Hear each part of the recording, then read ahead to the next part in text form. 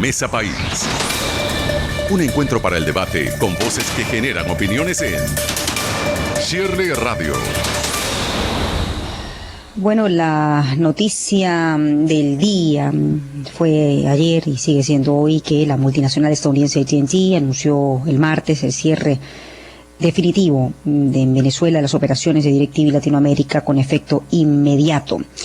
La compañía explicó en un comunicado que las sanciones del gobierno de Estados Unidos a Venezuela le prohíben la transmisión de los canales de televisión venezolanos Globovisión y PDVSA TV, pero bajo la licencia de DirecTV en Venezuela estos canales son requeridos para proporcionar el servicio de televisión pago. Como es imposible para la unidad de DirecTV, lo cito en el comunicado, de AT&T cumplir con los requisitos legales de ambos países, AT&T se vio obligada a cerrar sus operaciones de televisión de pago en Venezuela.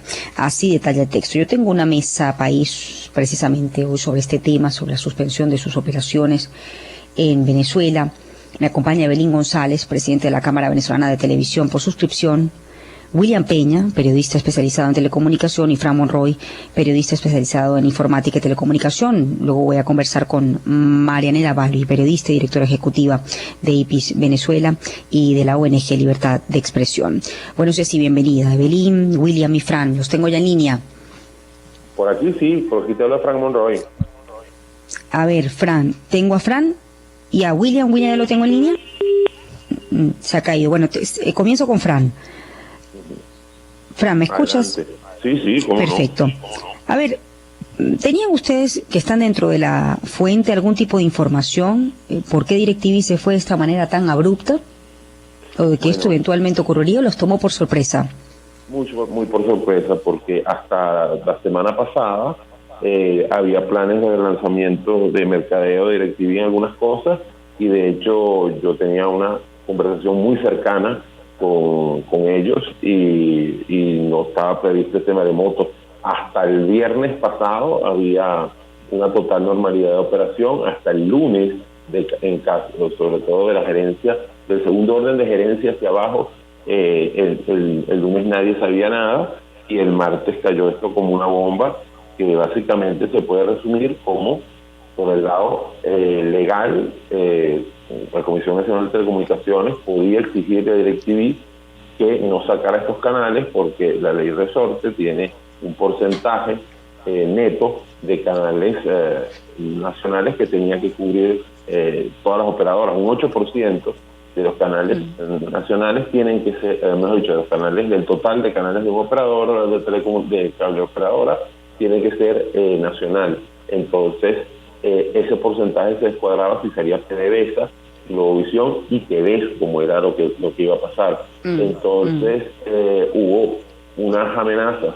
mucho más allá arriba, mucho más arriba y mucho más oscuras, por decirlo de alguna manera, y esas amenazas contra personal de DirecTV y contra bienes de DirecTV hizo que AT&T tomara esta decisión, y muy sorprendente, por cierto.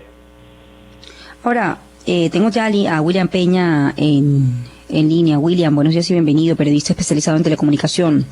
Buenos días, Shirley, saludos a ti y a tu audiencia. Bueno, le preguntaba a Fran la misma pregunta que quiero hacerte a ti. ¿Les tomó por sorpresa la salida de DirecTV? ¿Por qué se fue de esta manera tan abrupta?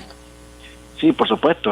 Como seguramente te dijo Fran, cualquier persona que diga que lo sabía antes está mintiendo, porque fue realmente nos amaneció a todos, pues.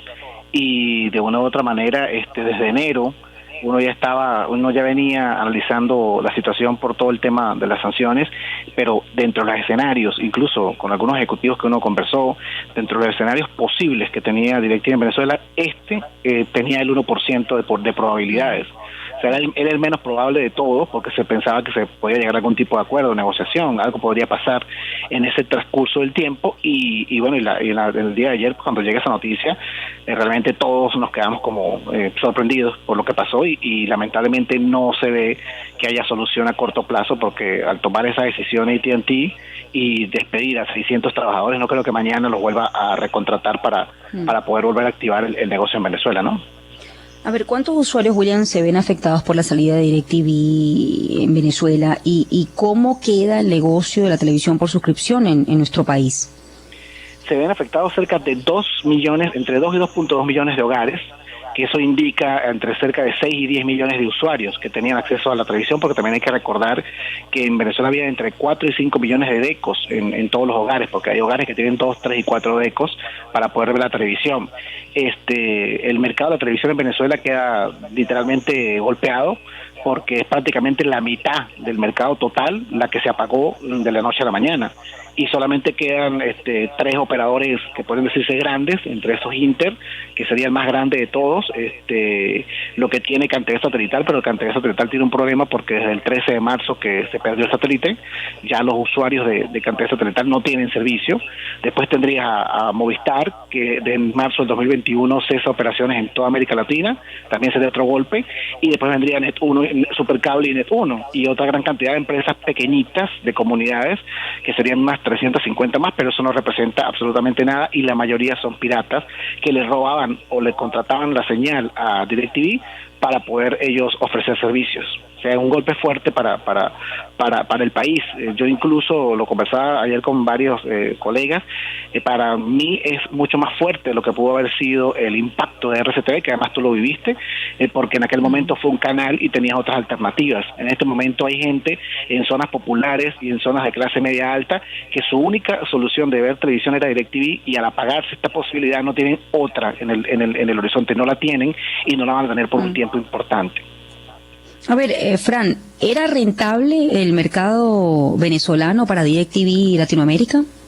Absolutamente no, porque tú pagabas $1 o $2 mensuales por la misma programación que en Colombia pagabas 45, desde 45 hasta $70, y por la misma programación que en Perú pagabas $50. Entonces, evidentemente no era, pero había una cuestión a favor, que como dice William, era lo que nosotros como periodistas del área pensábamos que salvaba a DirecTV Venezuela, que era que el centro de operaciones, el centro de transmisión satelital más importante de América Latina para la operación de DirecTV está en Caracas, y con personal que se le pagaba en bolívares, se le pagaba muy bien, pero igual se le pagaba en bolívares, y que de alguna manera tener personal entrenado y bien preparado con un sueldo relativamente bajo para la operación de la empresa, y que ese centro satelital y esos trabajadores movían, como quien dice, la parte técnica de toda DirecTV Panamericana, pues compensaba una cosa con la otra, y que la cantidad de activos que tenía la empresa, como la torre en el Rosal, como el SAT, como en general la infraestructura, hacía que la misma estrategia de Telefónica y de otras empresas de telecomunicaciones, esperar que pase lo que está pasando en Venezuela y rebotar otra vez.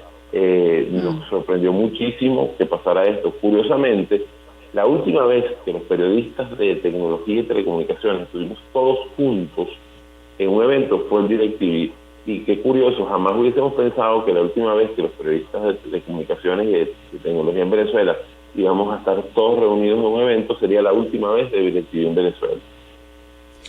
A ver, tengo también ya en línea a Evelyn González, presidenta de la Cámara Venezolana de Televisión por suscripción. Buenos días y bienvenida, Evelyn. Buenos días, muchas gracias. A ver, Evelyn, unos acusan a Conatel por la salida de DirecTV, pero otros señalan a la propia empresa y al gobierno de Estados Unidos por presionar para eliminar 2 canales, Globovisión y PDVSA. ¿Quién tiene la razón en esta disputa y cómo quedan los derechos de los ciudadanos con relación a lo ocurrido? Bueno, yo quisiera manifestar que hoy o el día de ayer fue un día de los más aciagos en la historia de las telecomunicaciones de Venezuela, porque con la salida de DirecTV perdimos uno de los grandes operadores que ha estado casi desde el inicio del año 94 en actividad desde el lanzamiento del satélite DirecTV por el Grupo Cisneros, y que ha venido atendiendo a los hogares venezolanos por más de todos esos años, de más de 20 años, y ha ayudado y ha asistido con sus labores sociales a muchas áreas necesitadas. Y bueno, para nosotros es una gran pérdida. En cuanto a que si fue culpa de Conatel o es una exigencia de la casa matriz. Para mí es una exigencia de la casa matriz, porque no, las empresas se cuidan mucho de cumplir la normativa vigente de los países donde operan. Y si Venezuela exigía que los operadores cortaran esos canales que son obligatorios porque son del Estado, y la empresa no puede hacerlo, entonces hay un conflicto de intereses bastante importante.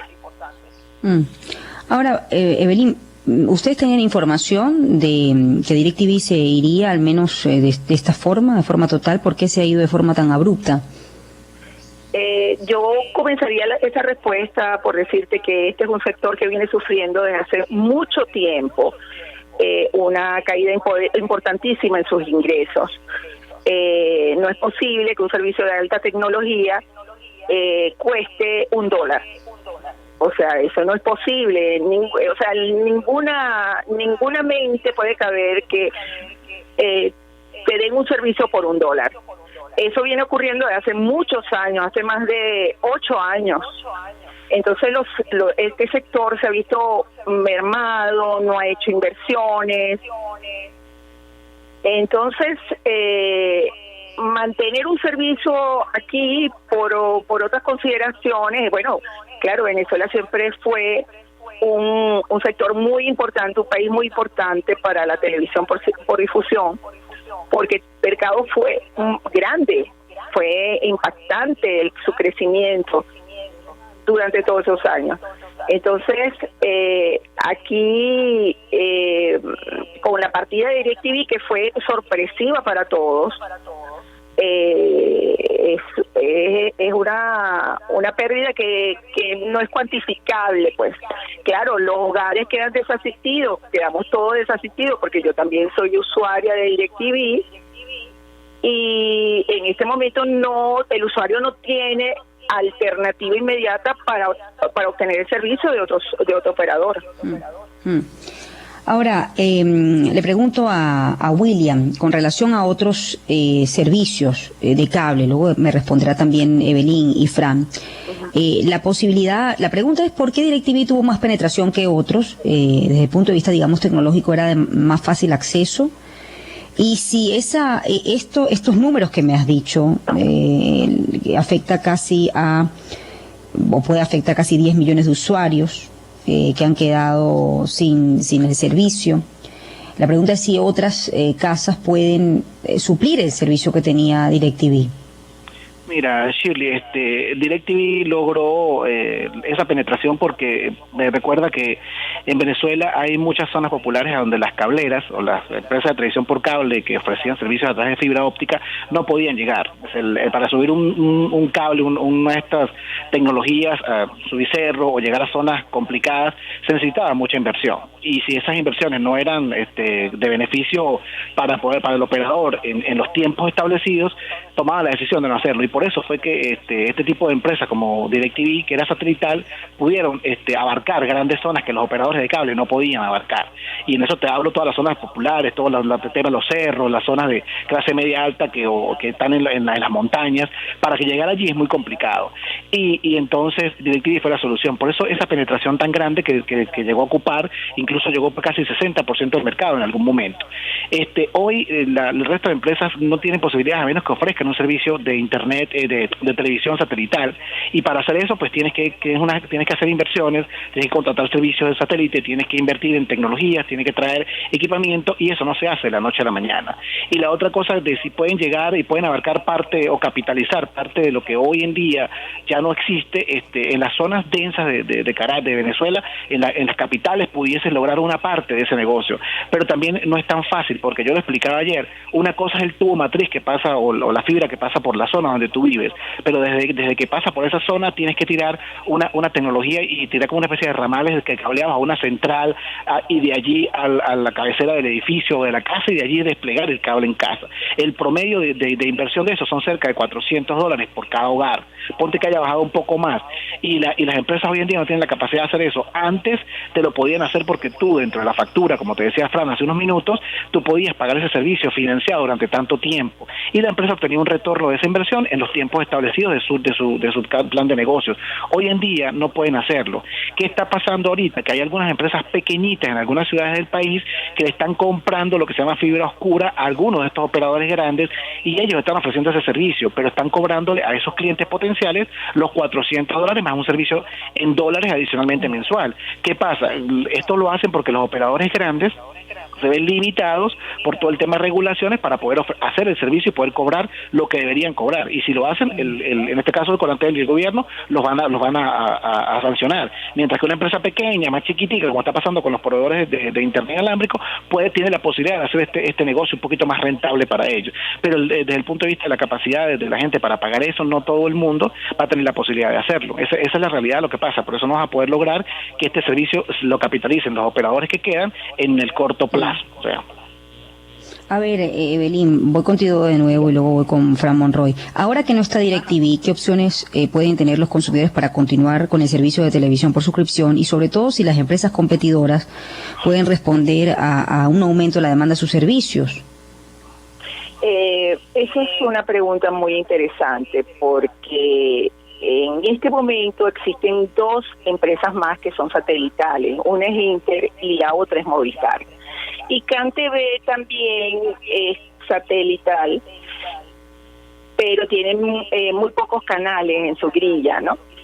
Pero atender a un mercado que creció exponencialmente en más de 24 años, ¿cómo lo pueden retomar unas empresas que estén establecidas? Ahí esto se trata de tres cuestiones: personal, tiempo y dinero.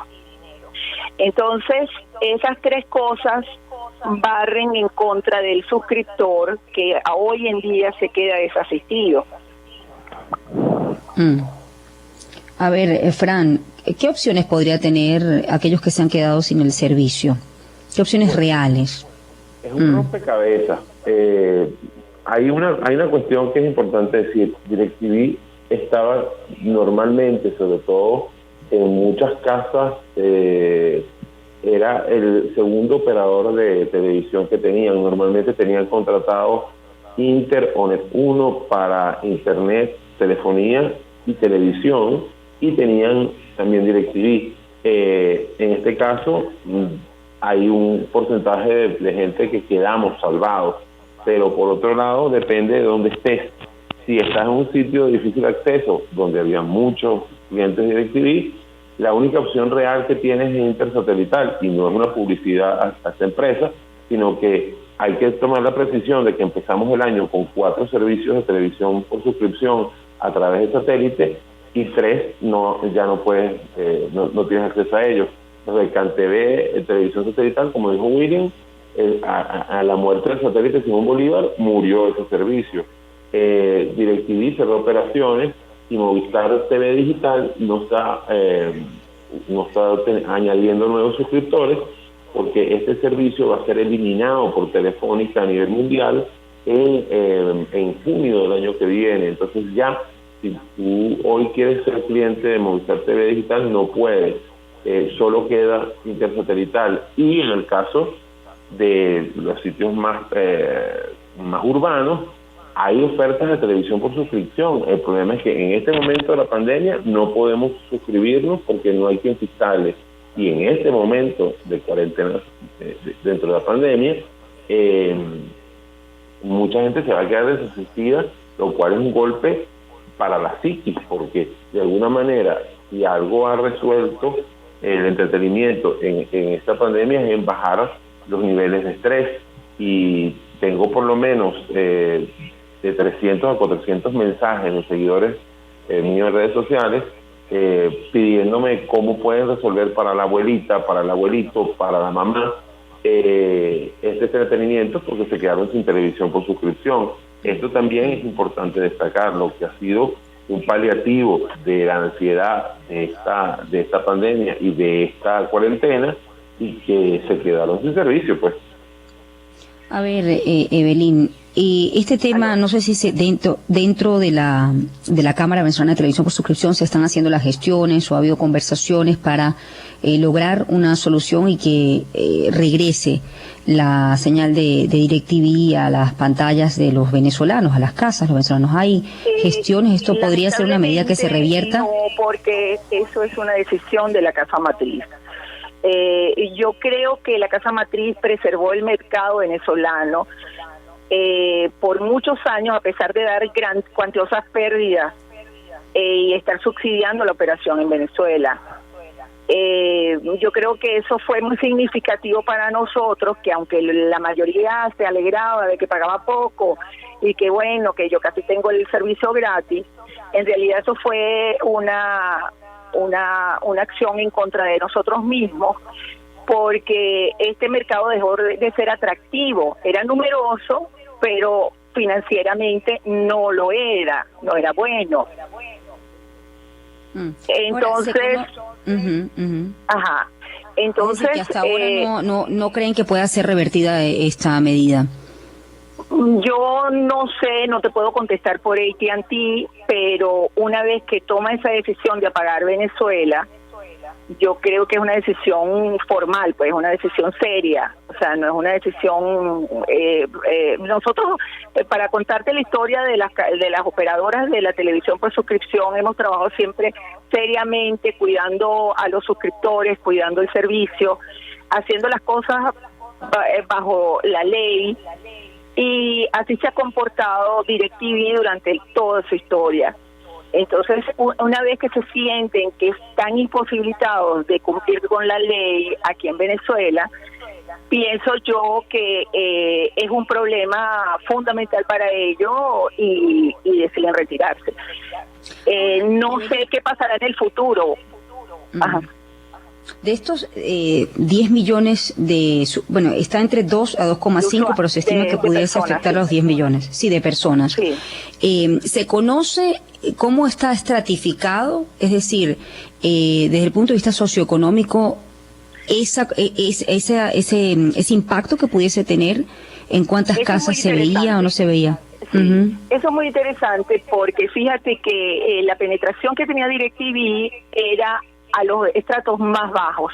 Ellos inventaron aquí el plan de prepago para que las personas que no tuvieran acceso a tarjetas de crédito o a tarjetas de débito, no estuvieran bancarizadas, pudieran hacer uso del servicio.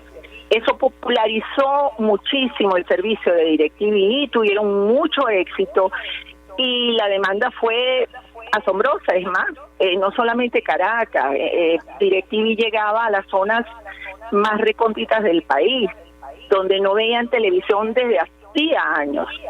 Hay otro tema interesante que nadie ha mencionado, es que el interior del país se queda sin sus televisoras nacionales, porque las televisoras nacionales eran portadas por DirecTV. Y las televisoras nacionales en este momento están sufriendo una gran falta de poder de retransmisión, porque sus antenas están en mal servicio, porque no tienen gasolina para asistir a las repetidoras. Entonces es también un tema grave, porque las personas en el país se quedan sin su televisión abierta. Bueno, yo tengo que despedirlos. Gracias por haberme acompañado en esta mesa país. Fran Monroy, periodista especializado. Gracias, Evelyn, especializada en informática y telecomunicación. William Peña, periodista especializado en telecomunicación. Y Evelyn González, presidenta de la Cámara Venezolana de Televisión por Suscripción. Vamos también a conversar en minutos con Marianela Balbi, periodista, directora ejecutiva del IPIS Venezuela, de la ONG Libertad de Expresión. Ya la tengo en línea. Buenos días y bienvenida, Marianela. Hola, muy buenos días, Shirley. Buenos días a toda tu audiencia. Por favor, a ver, lo primero que quiero preguntarte es si la salida de DirecTV fortalece o debilita la hegemonía comunicacional del gobierno. Sí, bueno, esa es una pregunta que implica muchísimas contradicciones, ¿no? Porque si bien es cierto que en la grilla de la televisión por suscripción, un alto porcentaje, el 45%, estaba dominado por DirecTV y allí también se veían los canales oficiales, los canales públicos, también es cierto que está reforzando la política de opacidad y de silencio que ha venido imponiendo durante todos estos últimos años, al restringir y copar todo el espacio, o digamos que eliminar cualquier espacio posible para la libre circulación de información y de noticias. Y esto obviamente favorece la política de mutismo y de opacidad y favorece esa hegemonía comunicacional del propio gobierno, ¿no? Ahora, ¿cómo puede enfocarse el caso de DirecTV desde la perspectiva, Marianela, de los derechos humanos y de la libertad de expresión? Sí, fíjate, aquí estamos ante un caso de clarísima restricción a la libertad de información, bueno, porque justamente está en la libertad de expresión, está contenida la libertad de información y el derecho a buscar y a recibir información. Y el derecho también muy importante, como es el derecho a saber, el derecho que tienen los ciudadanos a estar informados para tomar decisiones informadas en momentos de mucha conflictividad y sobre todo en un momento de muchísima vulnerabilidad y sensibilidad como es la actual, donde está el COVID-19. Entonces, sin duda alguna que esta situación está afectando esos principios fundamentales que están amparados en todas las declaraciones de los derechos humanos y está siendo vulnerada sin duda alguna. Ahora, desde el año 2014 nosotros hemos venido denunciando las situaciones de censura por esta presión por parte del gobierno a las cableoperadoras, entre ellas DirecTV, y eso se había traducido en una eliminación de espacios informativos de televisión internacional en Venezuela.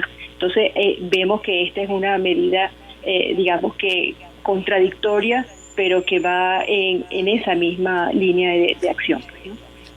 Ahora, ¿cómo queda, Marianela, la televisión, o cómo afecta la salida de DirecTV a la televisión abierta, no? Pues el problema que tenemos con esta situación es que a partir del año del cierre de Radio Caracas Televisión, pues como bien lo dijeron, lo dicen los expertos en telecomunicaciones, mucha población se refugió en la televisión por cable, en la televisión por suscripción, justamente para tener alternativas.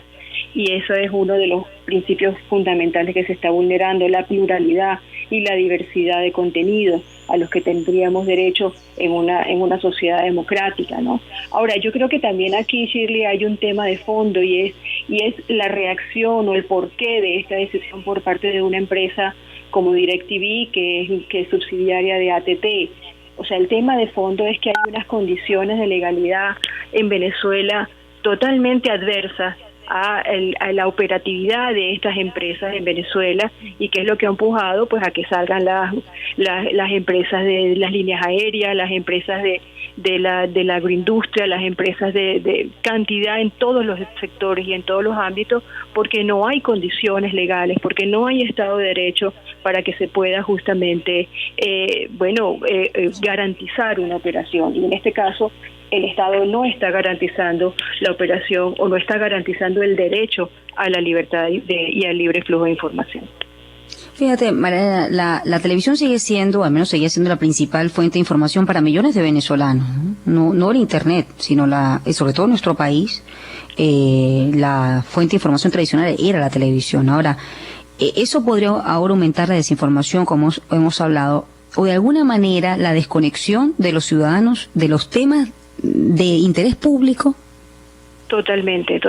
Nosotros estamos levantando en este momento una información sobre los desiertos informativos en Venezuela y sabemos porque tenemos ese registro de que hay zonas en Venezuela en donde, por ejemplo, no llega más información que la información por televisión abierta. Son algunos de los que están en esa situación. Muchos otros a los que le llegaba justamente la televisión por suscripción y específicamente el servicio DirecTV, ahora quedan también ajenos a este servicio de información y de entretenimiento. cada vez vemos más el territorio con unos espacios y unos huecos informativos importantísimos que están alimentando el tema de la opacidad, de la desinformación, de la falta de información, y en una situación como esta, donde además estamos inundados, por ejemplo, con muchos casos de desinformación, no tenemos referentes. Yo creo que lo más grave que hay alrededor de la censura en relación a los contenidos informativos es que no tenemos referentes para poder corroborar muchísimas de los rumores, de la cantidad de bulos, de desinformación que circula. No tenemos los medios tradicionales porque han cerrado los periódicos locales, han cerrado las radios, cada vez hay más restricciones en radios y televisoras locales. Entonces, realmente nos quedamos en una oscuridad informativa que se traduce en una incertidumbre en relación a cómo interpreto, cómo analizo el espacio público, cómo analizo la situación, la información de interés público, cómo me llega esa información necesaria para poder tomar decisiones. Ahora, el otro lado, la salida de DirecTV puede dificultar también la difusión de los mensajes y la propaganda oficial. ¿También se ve afectada? Ellos se soportaban también en esas plataformas, porque la obligatoriedad de que estuviesen los canales nacionales allí, sin duda alguna les daba esa posibilidad de llegarle a más de 10 millones de venezolanos que a través de esa grilla tenían los canales, así sea tu decisión personal no verlo. Pero en todo caso, no es un tema de rating aquí. O sea, yo creo que la hegemonía comunicacional no se sustenta en un tema de rating, se sustenta en un tema de copar los espacios, de que no haya espacio para otra información que no sea la información oficial. No me importa si mis canales tienen 0,2% de rating, eso no es lo que yo busco. Lo que busco en mi política de hegemonía comunicacional es que estén copados todos los espacios y que no haya posibilidad de que otra información plural y diversa tome un lugar en el espacio público para la discusión de los ciudadanos. Esa es la verdadera intención. Esto, bueno, me imagino que les impactará, pero en todo caso es algo que ellos han ido provocando a lo largo de todos estos años, porque ahora puede ser que asuman una posición propagandística de víctima, cuando en realidad ellos han sido los victimarios durante todos estos años, presionando a las cableoperadoras y a las empresas para que remuevan contenidos, para que eliminen canales noticiosos de su grilla, y eso no lo podemos olvidar. Marianela, ha sido un gusto conversar contigo esta mañana. Marianela Balbi, periodista, directora ejecutiva de IPIS Venezuela y de la ONG Libertad de Expresión. Yo tengo que hacer una pausa. Continúo con este tema. Luego de lo que ocurrió con DirecTV ha surgido el debate, así lo pude leer, sobre el tema de las sanciones. ¿Cuál es su impacto en Venezuela? ¿Cuán efectivas pueden ser las sanciones si, al margen de que castigan a individuos y empresas, han terminado afectando la vida de todos? Una de las preguntas que se hacía ayer, en lo que se generó pues el debate en torno al cierre, al cese de las operaciones de DirecTV en Venezuela. Hacemos una pausa, regreso, voy a conversar sobre este tema precisamente con John Magdaleno, politólogo, especialista en análisis de datos. Ya volvemos. Emociónate. Infórmate. Conmuévete con nosotros en Shirley Radio. Bueno, a propósito de este tema que hemos estado conversando en la primera hora, se ha generado todo un debate con relación al tema de las sanciones. Voy a hacer publicidad, pero luego, después que me está escuchando la producción. Leo parte del comunicado de AT&T. Importante para entender por qué decidimos tocar el tema desde esta arista. Hoy AT&T anunció el cierre de las operaciones de DirecTV Latinoamérica en Venezuela con efecto inmediato.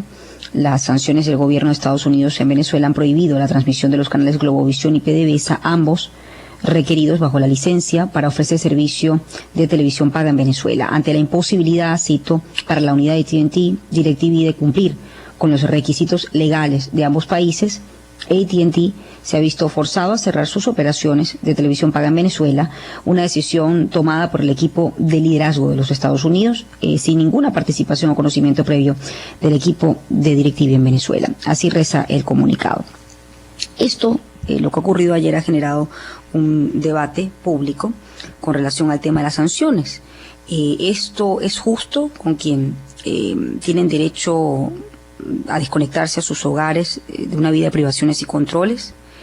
¿Cuán efectivas pueden ser las sanciones de Estados Unidos si, al margen de que se castigan a individuos y empresas, han terminado afectando la vida de todos? Y sobre este tema voy a conversar con John Magdaleno, politólogo, especialista en análisis de datos. Buenos días y bienvenido, John. Finalmente puedo conversar contigo en la mañana. Hola, Shirley. Buenos días y muchas gracias por tu invitación y desde luego buenos días a tu audiencia. Por favor, a ver, visto lo ocurrido con DirecTV, ¿qué opinas del mecanismo de las sanciones para lograr cambios políticos en este país o en cualquier otro? Bueno, Shirley, no cualquier cambio político es una transición a la democracia, que es lo que se pretende en Venezuela. Y desde luego, tu pregunta es muy importante porque las sanciones son un mecanismo relativamente novedoso en la experiencia internacional cuando se intenta una transición a la democracia. Y la verdad, Shirley, es que hasta la fecha no hay evidencia suficiente que permita afirmar, lo digo con toda responsabilidad, no es un juicio de valor, es un juicio propiamente empírico, es un juicio académico. No hay evidencia alguna hasta la fecha, por lo menos no hay evidencia concluyente que permita afirmar que las sanciones son una variable causal tremendamente influyente, diría yo, no lo es, en los procesos de transición a la democracia. El año pasado hicimos una primera exploración de esta materia en el marco de la investigación que mucha gente conoce que estamos dirigiendo hace 4 años, ya prácticamente hace 4 años, sobre transiciones a la democracia y conseguimos que habían alrededor de 45 países, estoy hablando de información que estaba disponible hasta finales del año pasado, no ha sido actualizada hasta la fecha, y de esos 45 países investigamos cuántos eran democráticos, dependiendo del índice que se tomaba. Teníamos o 5 u 11, me refiero a los índices de The Economist, que clasifican tipos de regímenes políticos en el mundo, y también utilizamos el del proyecto VDEM, el de Variedades de Democracia Institute, el de la Universidad de Gothenburg. Así que las variaciones en el número de democracias registradas básicamente respondían a lo que cada uno de esos dos índices estaba diciendo. Y cuando encontramos de los 45 países sujetos a sanciones hasta final del año pasado, cualquier tipo de sanción, no discriminamos allí mayormente la escala, ni la intensidad, ni los impactos de la sanción. Todos los países que estuvieran sujetos a sanciones, y nos encontramos con 5 u 11 regímenes democráticos de esos 45, dependiendo del índice, fuimos a investigar si en esos 5 u 11, dependiendo del índice de que se tratara, las sanciones fueron la variable detonante final que permitía hablar de la instalación de la democracia en esos países. Y la respuesta fue negativa, Shirley. En ninguno de esos países en donde se instaló la democracia, las sanciones tuvieron el efecto de operar como variable causal.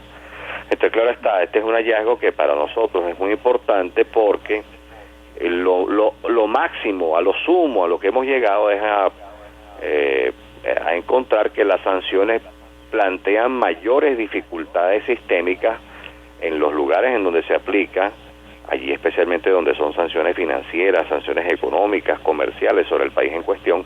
A lo sumo, el efecto que tiene es que restringen las capacidades y restringen el repertorio de opciones disponibles para los regímenes no democráticos precedentes, pero no puede decirse que ellas provocan la transición a la democracia. Este es el principal problema de las sanciones.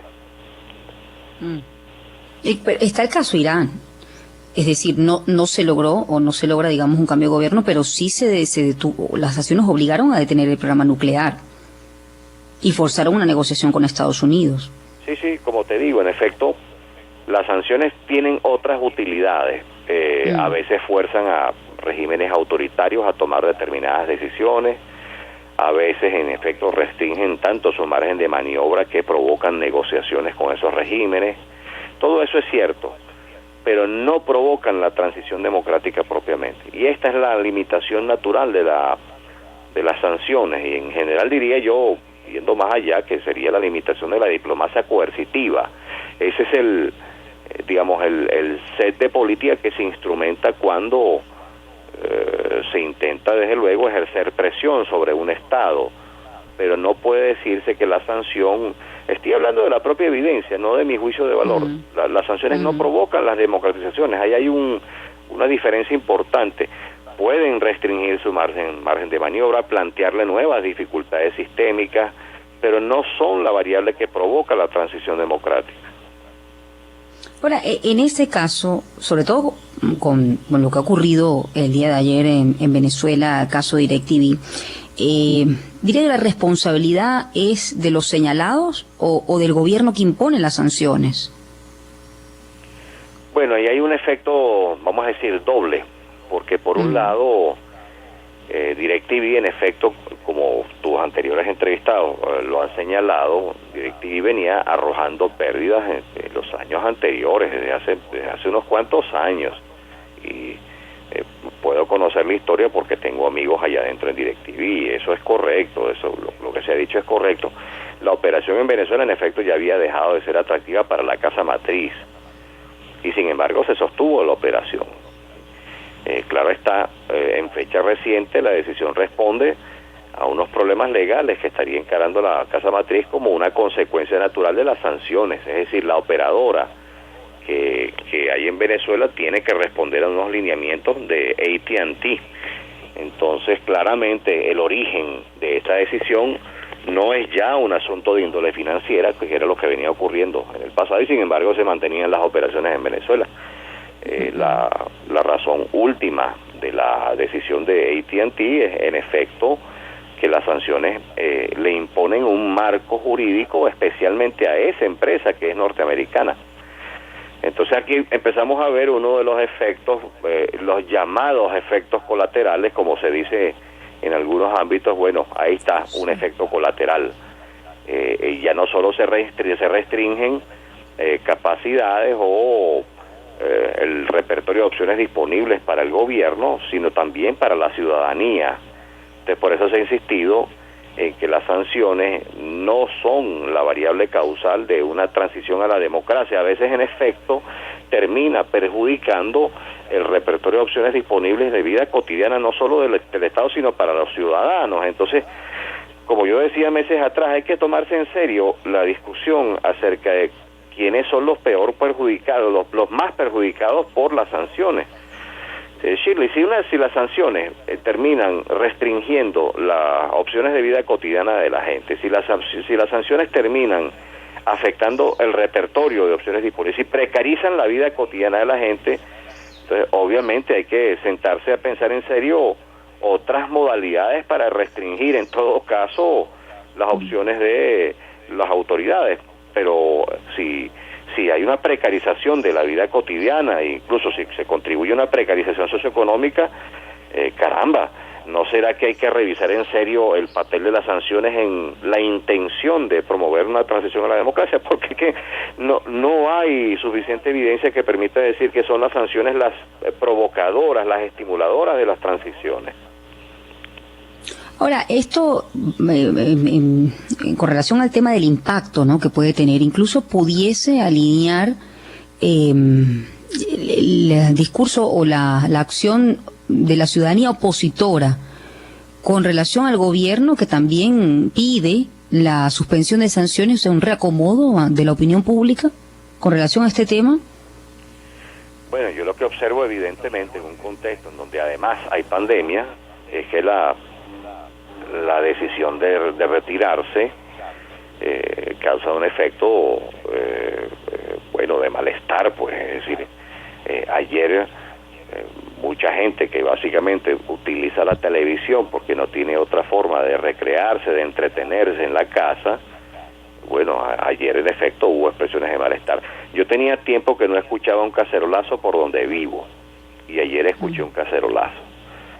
Me reportan que en varios lugares de la ciudad, de Caracas, en efecto hubo cacerolazo. Entonces, bueno, esto puede incrementar el malestar, ciertamente, Shirley, y puede contribuir a que se exprese ese malestar. Yo lo que no veo es que en el corto plazo se pueda organizar y canalizar el malestar en el marco de unas medidas de aislamiento social.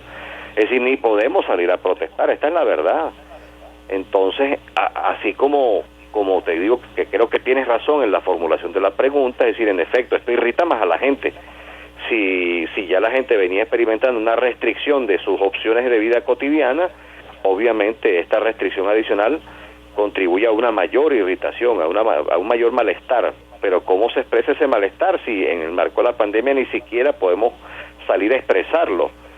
Entonces no me queda claro que el aumento del malestar, que en efecto puedo verificar, que en efecto es cierto, yo también estoy irritado por ese asunto. Sí. Imagínate lo que es tener en casa a niños sin que ellos puedan ver, por ejemplo, sus canales de comiquita, que es lo que los niños ven. O deportes. O deportes, exactamente. Entonces, imagínate lo que significa eso después de... Pero yo hablo de al final, digamos, las sanciones que afectan, por lo que se ha visto, la vida de los ciudadanos en su entorno más íntimo, como es el caso, por ejemplo, de la televisión en casa, una de las medidas, es si eso más bien fortalece o permite que la oposición, tradicionalmente opositora, pues, al gobierno, se alinee a la petición del gobierno de levantar las sanciones. Bueno, yo lo que creo es que las sanciones generan unos efectos claramente contraproducentes, Shirley. Ahora, esto forma parte del diseño estratégico de la propia oposición. ¿Te explico por qué? En sectores de oposición, especialmente los que llevan adelante la idea de las sanciones, se tenía la premisa de que un mayor agravamiento de la crisis venezolana, una mayor precarización, iba a contribuir a que se produjera o bien un reacomodo o que el gobierno cediera, bien por intermedio de una negociación o de otro tipo de medidas, o que eso iba a provocar la transición a la democracia. La verdad, Shirley, es que las sociedades que experimentan una mayor precarización de su vida cotidiana son las que más se alejan de las transiciones a la democracia. Puedo citar muchísimos casos, pero algunos emblemáticos están en África. Mayores niveles de precarización, mayor empobrecimiento, aleja a esas sociedades de la eventualidad de una transición a la democracia. Y eso es lo que estamos viviendo en Venezuela. Y esto ya ha sido investigado desde hace no menos de 25 años con relativo rigor. Hay varias publicaciones, una de Jaworski, Limongi, no me acuerdo el resto de los autores, un libro que se llama Democracia y Desarrollo, muy importante, del año 2000, en donde se trabaja este tema con bastante detenimiento. Por otro lado, hay un libro de Karl Wax, en el que también se llama Democracia y Redistribución, también se trata el tema, y es clarísimo que por un lado, ciertamente crecimiento y desarrollo económico no equivale a democracia. El caso chino es bastante emblemático, es bastante ejemplarizante sobre esto, pero también es cierto que mientras más empobrecida y con menos recursos de diversa índole esté una sociedad, tanto más dificulta la trayectoria hacia la democratización, por una razón esencial, porque mientras más empobrecida esté una sociedad, menos recursos de movilización social tiene para empujar y presionar en la dirección de la democracia. Es decir, presionar en la dirección de una transición democrática supone unos niveles de organización y coordinación estratégica entre los factores que están comprometidos con la democratización. Así que mientras más precarizados esté esa sociedad, o esos ciudadanos en esa sociedad, pues tantas más dificultades para que se puedan organizar. Pero bueno, esto como que no parece entenderse muy bien en los formuladores de la estrategia original. Repito, se pensó que unos mayores niveles de precarización y de empobrecimiento iban a presionar en la dirección de la transición democrática. Bueno, ocurre exactamente lo contrario. Hay mayores oportunidades para presionar en la medida en que la gente pueda satisfacer algunas necesidades básicas.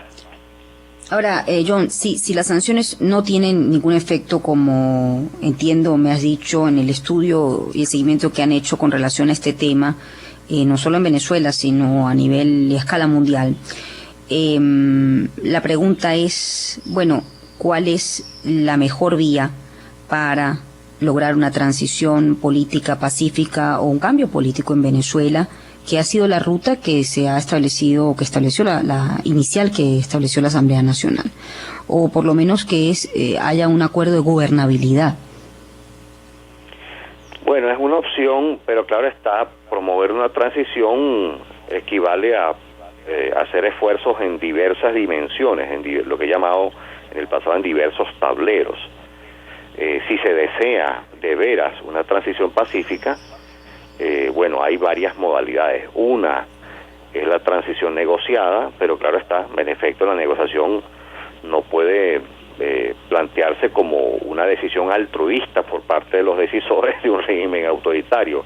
Es decir, en efecto tienen que converger simultáneamente presiones y amenazas, sí, pero lo más importante es que se formulen incentivos y garantías a algunos factores de poder de la coalición dominante. Esto es muy importante porque sin incentivos, sin garantías a algunos de esos factores, es muy difícil que ellos desafíen la dirección estratégica del régimen.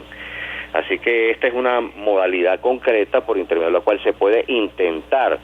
Yo sé que en algunos momentos la opción de la negociación, especialmente en este, luce así, la opción de la negociación no luce más factible, pero es porque eso se construye, se trabaja. Es decir, eso no sobreviene mágicamente. Es un esfuerzo persistente, sostenido por ofrecer incentivos y garantías a algunos factores, lo que eventualmente puede tener algún fruto en el futuro.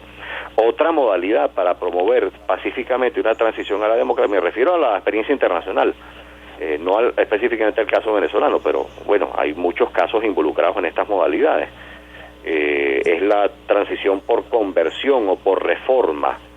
En algunos momentos, seguir sosteniendo al régimen político precedente, a la transición, es tremendamente costoso incluso para factores de poder, así que ellos deciden, repito, en algunas experiencias, ellos toman la decisión de emprender la transición. Esa es la modalidad que les ofrece mayores incentivos y garantías a ellos. En otros momentos no es factible llegar a un arreglo de este tipo dentro de la propia coalición dominante y sobreviene una transición por colapso, pero colapso no significa, el derrumbamiento del país, sino el derrumbamiento de la coalición dominante, su disolución. Es decir, que hay varias variantes en cada una de esas modalidades. En algunos casos, y África es un buen ejemplo para esto, en algunos casos los actores políticos de oposición utilizan la elección para intentar forzar otros procesos. Es decir, la elección no es un mecanismo por intermedio del cual mágicamente sobreviene un triunfo que el régimen autoritario o no democrático en general acepta sin mayor problema. No, hay tensiones y en algunos casos hasta se consuma el fraude, un fraude electoral. Pero se ha verificado, nosotros hemos verificado en no menos de 37 casos de 102, repito, en no menos de 37 casos de 102 que direcciones políticas opositoras que combatían regímenes antidemocráticos provocaron una fractura de la coalición dominante por intermedio de una elección. Es decir, el propósito no era originalmente ganar, el propósito era estimular contradicciones internas dentro de la coalición dominante, y así ocurrió. Shirley, en 12 de estos 37 casos, repito, en 12 de los 37 se consumó el fraude, y aún así se produjo el inicio de la transición a la democracia. Entonces, esa es una variante de una de las modalidades. Otra variante es, por ejemplo, cuando se habla de negociación en Venezuela, se tiene en mente, en el imaginario, la idea de que el gobierno negocia con la oposición. Y la verdad es que esa es apenas una modalidad de negociación. En muchos otros casos, los gobernantes o los mandatarios, o el gobierno en general, como está ocurriendo en Venezuela, no accede a restituir garantías violadas. Entonces se producen negociaciones entre otros actores, bien entre factores internos de la coalición dominante y factores externos, o bien entre la oposición y algunos factores de poder que le dan respaldo al régimen autoritario. Es decir, las negociaciones no transcurren únicamente entre gobierno y oposición. Esta es otra cosa que hay que comprender en Venezuela. Pero bueno, si se quiere adelantar o trabajar por alguna de esas modalidades y variantes, Shirley, es obvio que la estrategia tiene que experimentar alguna reformulación. Bueno, yo tengo ya que despedirte, John. Ha sido un gusto conversar contigo. Qué bueno que Placer, pudimos amiga. coincidir. Te lo agradezco mucho. John Magdaleno, politólogo, orden, por especialista en análisis de datos, fue mi invitado esta mañana.